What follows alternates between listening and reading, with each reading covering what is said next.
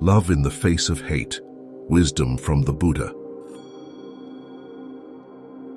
While Buddha sat in deep concentration and contemplated the ways of society, he realized that most of the misery that human beings experience comes from offenses caused by foolish and malicious minds.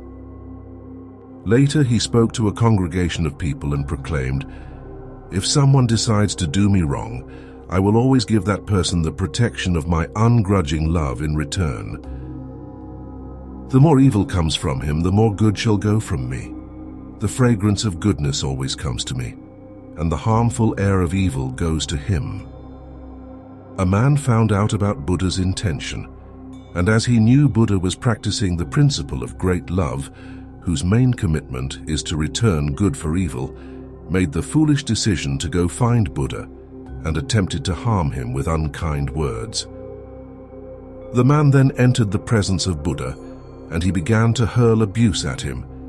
But despite his abuse, Buddha remained silent, feeling great compassion for this man and his reckless behavior.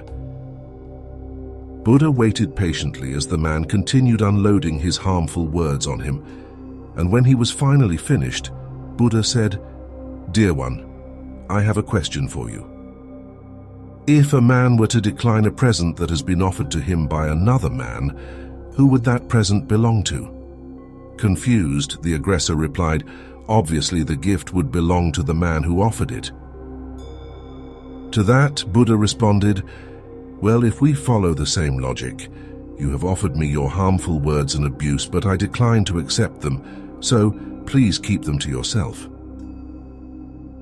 Buddha's aggressor looked astonished. Buddha continued, "Don't you think this will become a source of suffering to you?